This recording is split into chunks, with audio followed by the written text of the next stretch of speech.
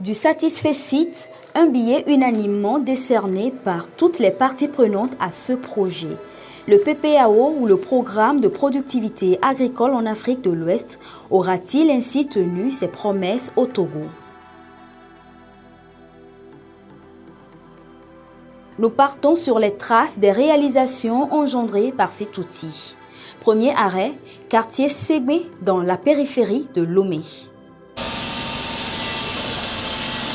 C'est ici que tout se passe. Ici, nous produisons des pièces de précision. Nous faisons le dessin technique en 3 dimensions et nous sortons ces dessins, nous les introduisons en termes de données à nos ordinateurs et à nos machines numériques pour nous permettre de sortir nos pièces de précision. Nous avons les CNC, les machines numériques, ce qui nous permet de fabriquer toutes sortes de pièces et de fabriquer toutes sortes de machines. Et parmi les machines fabriquées, Logutrak, un mini-tracteur adapté aux réalités culturelles au Togo et en Afrique. Une innovation technologique qui a reçu le soutien du PPAO Togo. Logutrak fait partie des 20 technologies diffusées à travers des sous-projets du PPAO. J'ai commencé cette recherche sur fonds propres.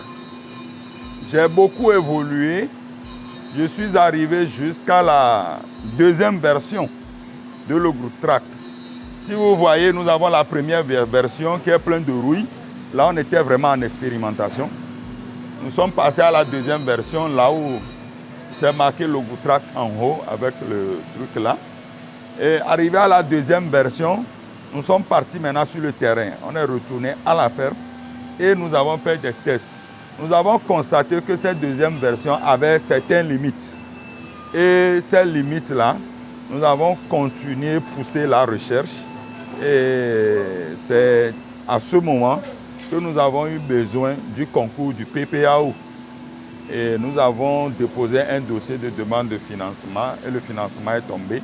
Donc nous avons terminé les travaux de recherche et nous avons commandé les matières premières pour cette 3e version de Logutrak que vous voyez qui sont arrivées. Donc dès que nous avons eu à appliquer ces résultats sur ces mini-tracteurs, le résultat a été impeccable et époustouflant. Donc, aujourd'hui, nous sommes prêts pour vendre, fournir le mini-tracteur n'importe où il y a besoin. Dans cet atelier de Gema Concept, des machines tournent sans répit. Ici, l'on conçoit et produit des appareils de tout genre pour la mécanisation de l'agriculture. La dernière née des innovations technologiques promues par Gema, c'est bien cette moissonneuse batteuse. Dernier prototype amélioré de son invention. Nous sommes dans la conception et la réalisation des outils agricoles adaptés aux besoins spécifiques des utilisateurs sur le terrain. Avec l'accompagnement du PPAO, nous avons pu concevoir dans un premier temps des équipements pour mécaniser toute la filière courge. Nous avons fabriqué des broyeurs de courge, une première version de broyeur de courge qui permet de récolter mécaniquement les grains de courge. Ensuite, nous avons fabriqué une décortiqueuse de grains de courge que vous allez voir de l'autre côté. Et ici, cette fois-ci, nous sommes sur un autre modèle, un prototype d'une mini-moissonneuse batteuse de riz et de soja. C'est que quand vous prenez les problèmes qui se posent aux producteurs, c'est surtout au moment des travaux post-récolte. Le battage et vannage du soja et du riz pose beaucoup de problèmes aux producteurs. Alors, dans un premier temps, nous avions déjà conçu avec l'appui de la GIZ une batteuse, vanneuse, et qui résolvait aussi le problème de mobilité sur le terrain. Mais cette fois-ci, nous avons voulu aller encore plus loin en nous basant sur ce que nous avons observé sur l'agriculture de conservation, concevoir une machine qui permet en même temps de la coupe, le battage et le vannage. C'est-à-dire résumer tous ces travaux-là en une seule fois. On conduit l'engin et puis il coupe avec cette plateforme de coupe et rabat les produits coupés vers la chambre de battage et c'est battu. Les déchets sont jetés par ici Et puis, vous avez le grain qui est récupéré ici. Donc, le paysan, en conduisant l'engin dans son champ, à la fin de son circuit, a déjà sa récolte. C'est ce que nous sommes en train de concevoir actuellement pour résoudre le problème de main-d'œuvre dans le domaine agricole. Le travail post-récolte des grains de courge est pénible et c'est surtout les femmes qui sont dans ce domaine. Et le décortiquage aussi se fait manuellement.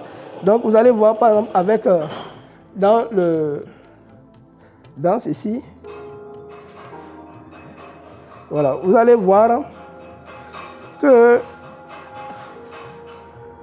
nous avons fait comparer un décortiquage manuel qui se fait graine par graine et un décortiquage à la machine qui fait au moins 300 kg à l'heure. Donc ceci pour faciliter vraiment et relancer la production du goussi parce que les paysans ont tendance à abandonner cette culture à cause de la pénibilité des travaux post-récolte.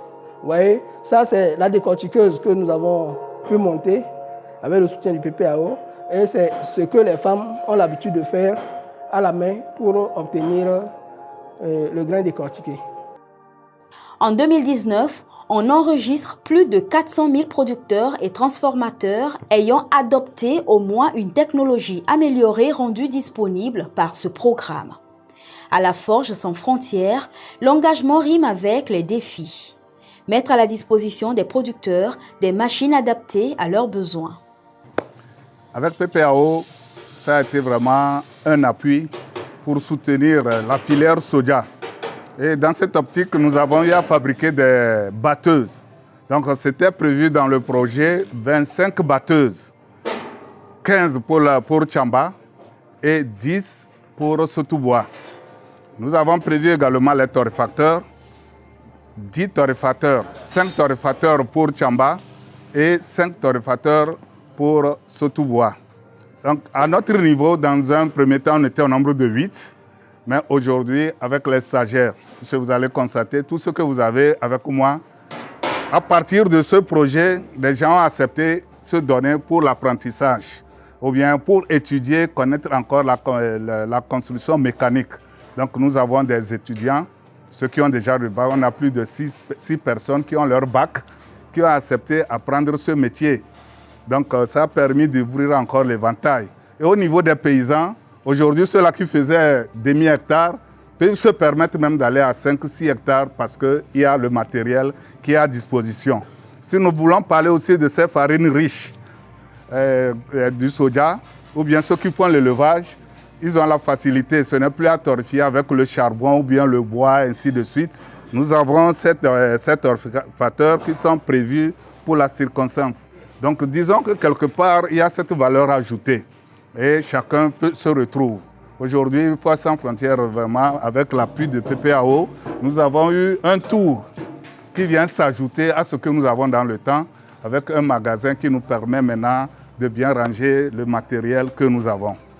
Ces technologies générées ont permis de cultiver plus de 364 000 hectares de superficie avec diverses spéculations. Dans ce village de Lada, dans la Kara, les paysans ont retrouvé le goût pour la culture du riz. Sous l'arbre à palabres, ils approfondissent leurs connaissances à travers un champ école agricole avec l'aide de techniciens agricoles. Avec le champ école, c'est encore 2-3 fois mieux que les réunions de sensibilisation qu'on faisait auparavant, où on diffuse les techniques, on part sans démontrer et le producteur aussi n'applique pas des fois. Donc avec le champ école, par exemple pour le maïs, les producteurs arrivent maintenant à exploiter les parcelles qui étaient abandonnées à cause du triga, où maintenant ils réussissent en maïs et ils le récoltent. Ici, par exemple pour le repiquage du riz, ils semaient en bouquet et en grand nombre de graines et pour récolter peu, sans maîtrise d'eau, sans application de matière organique. Avec le CRI, je vois que c'est une grande école, même si la participation n'est pas grande là. La technique utilisée par le petit nombre là arrive à gagner, c'est-à-dire à informer d'autres producteurs dans le village et ça passe mieux que la sensibilisation simple. Les techniques apprises sont appliquées directement dans les champs. Résultat, l'année passée, j'ai fait sur la même surface, j'ai gagné des tonnes. Ça là, je ne peux pas. C'était miraculeux. On dirait que c'était la magie. Donc, on ne pensait même pas qu'un seul plant peut s'étaler et donner beaucoup comme ça. Franchement, pour dire la vérité, l'année passée, on est venu nous acheter. Avant, les bonnes femmes venaient mesurer, on amenait ça au marché. Mais comme le rendement c'était bon et le riz était un bon riz sélectionné, le riz parfumé, c'est d'après Niamtougou qui est venu nous acheter sur kilo. Le kilo était à 145 francs. Franchement, j'avais gagné plus de 600 000. J'ai construit, j'ai acheté un moulin à maïs qui est en train de fonctionner. Donc franchement, avant tu pouvais faire des hectares, tu ne gagnes rien. Les produits issus de ces champs sont soit commercialisés, soit transformés sur place. Dans les plateaux, les femmes vaillantes d'Anier, comme on les appelle, peuvent désormais mieux gérer leur mini-entreprise agricole. La fabrication du riz étuvé, c'est leur principal job. Avant que le soutien n'arrive, on faisait le riz comme nos parents le faisaient. Nous prenons le riz en même temps, sans vanner, mettre dans l'eau pour passer à la pré-cuisson. Donc on le faisait comme ça. Et après, nous avons passé au décantage. Donc quand on le faisait comme ça, nous avons eu à bénéficier d'une formation de PPAO aussi, qui nous a formés sur les bonnes pratiques de l'hygiène pour le riz. Après aussi, l'ITRA aussi nous a formés. Donc c'est en ça que nous avons commencé par décanter et enlever les cailloux. Mais pour l'étuvage, avant aussi, on mettait l'eau, un peu d'eau dans la marmite, où on mettait directement le riz dans la marmite. Donc le riz était en même temps en contact avec une petite quantité d'eau dans la marmite. Donc après la cuisson, c'est ça qui nous faisait perdre le riz, parce que jusqu'à ce que le riz ne soit cuit, celui qui est en contact avec de l'eau en bas, lui devient de la pâte. Et ça nous fait une perte. Mais avec le tuvage, il n'y a aucune perte. Et nous avons aussi un gain de temps parce que ça ne nous prend pas du temps avec le tuvage du riz. Et le riz aussi est encore plus propre qu'avant. Ici, le riz paddy subit plusieurs étapes de transformation avant d'être ensaché et prêt pour la commercialisation. Des appuis multiformes du PPAO Togo leur ont permis de s'imposer dans le milieu. Autre spéculation, le soja. Ces dernières années, le développement de cette filière gagne du terrain, en l'occurrence dans les plateaux.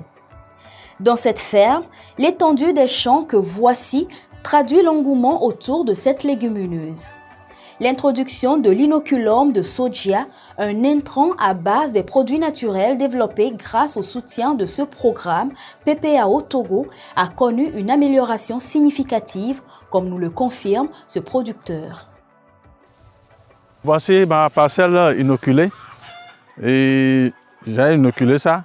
C'est pourquoi encore c'est vert. Sinon, déjà le cycle, normalement, ça devait déjà perdre les feuilles. Bon. Mais comme il y a inoculum dedans, d'abord ça a gardé l'humidité, ça a fertilisé le sol, ça a fait que la plante ne perde pas vite ses feuilles, même s'il a la sécheresse. Et aussi, ça a donné beaucoup de gousses. Si vous pouvez voir, ici là par exemple, vous voyez, ça a donné beaucoup de gousses. Et les graines là aussi, quand vous voyez ça, elles sont grosses. Ce n'est pas petit. Donc tout ça là, c'est l'effet de l'inoculum. Les produits sont développés à partir de cette structure d'organisation non gouvernementale AGID. Depuis des années déjà, elle accompagne les producteurs. Le dernier produit, c'est Batigro. Ce produit a intéressé particulièrement le PPAO dans sa relation avec les producteurs de soja. Donc ce produit a été testé sur le terrain. Les producteurs l'ont trouvé vraiment intéressant.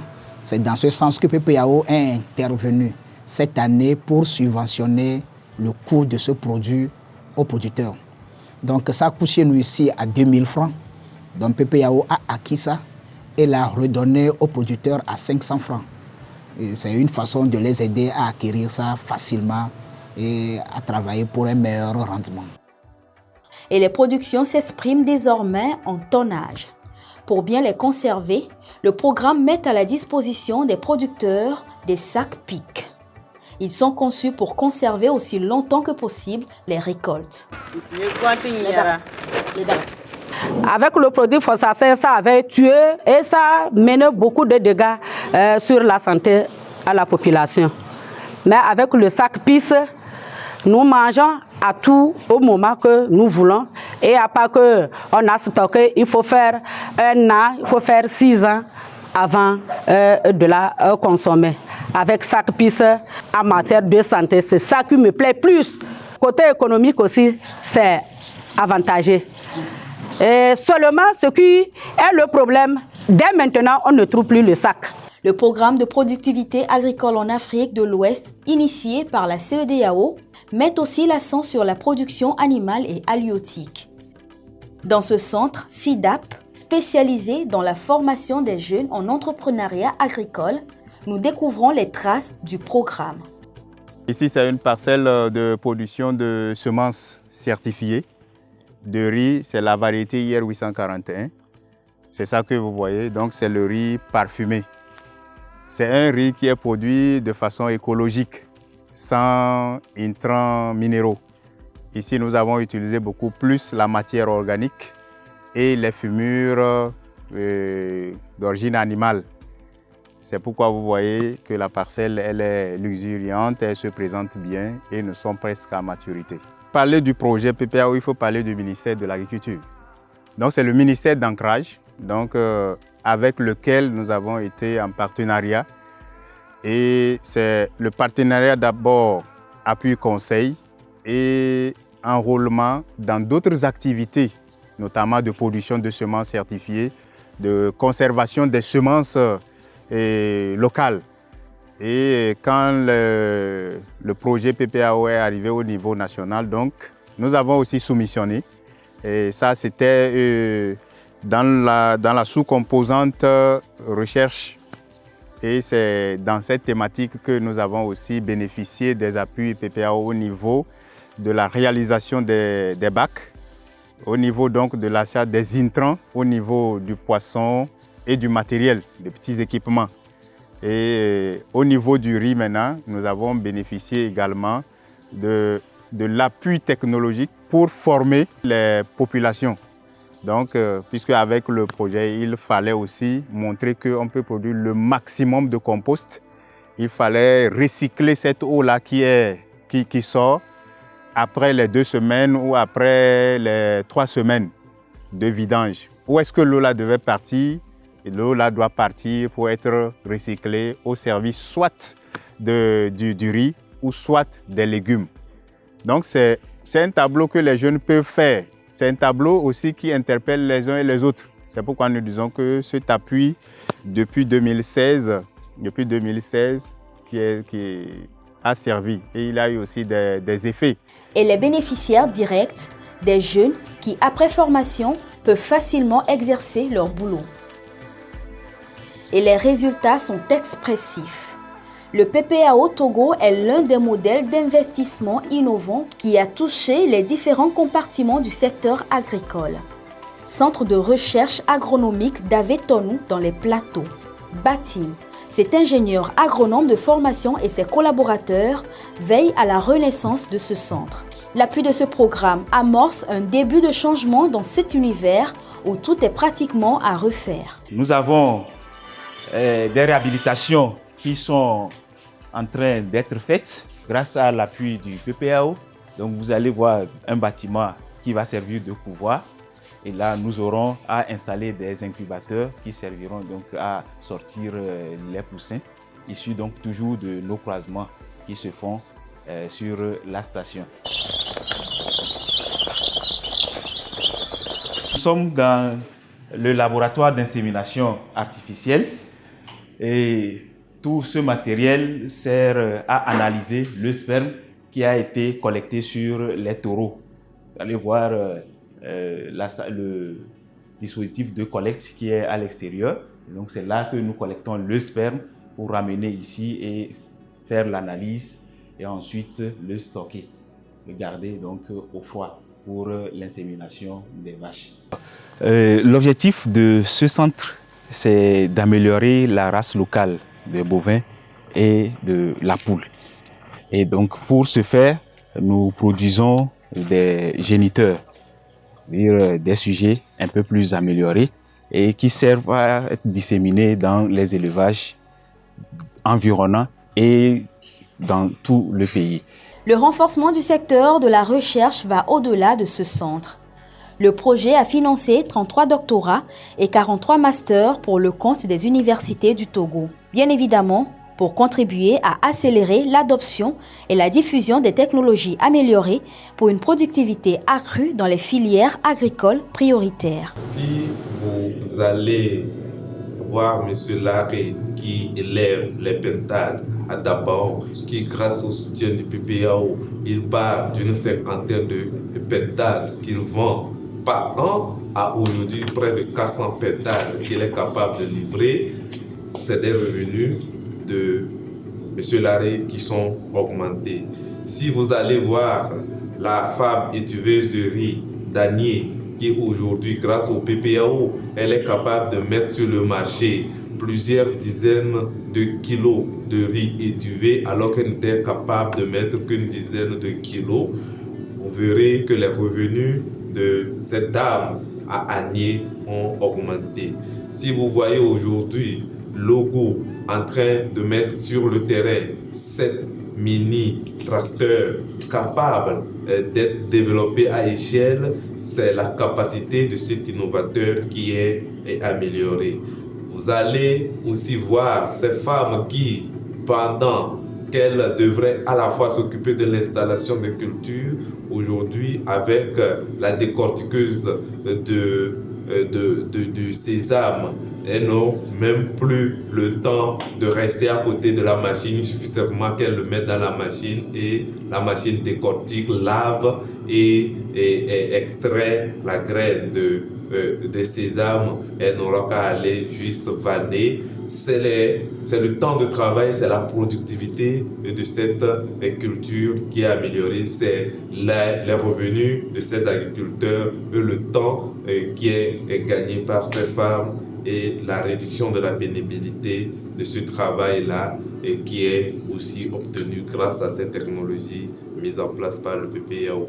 Vous allez aujourd'hui à Kolokopé, vous avez une moissonneuse et andaineuse qui permet de produire du foin pour augmenter la production des géniteurs. Aujourd'hui, on développe des élevages dans les milieux ruraux grâce au noyau de géniteurs fourni par le PPAO.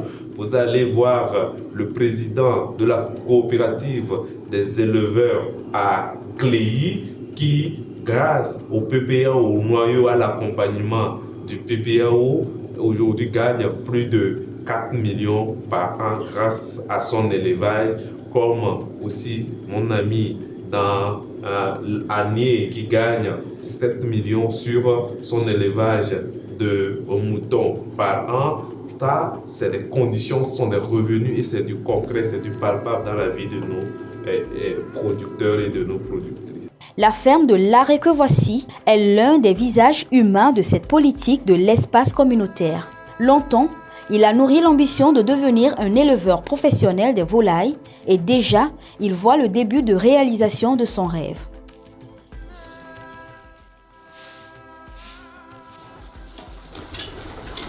Dans les années passées, tant que je n'avais pas eu les appuis comme mon PPAO, j'étais dans les poulaillers traditionnels. Aujourd'hui, je suis dans les poulaillers améliorés, dans les PTA. Je pense qu'aujourd'hui, je suis modernisé.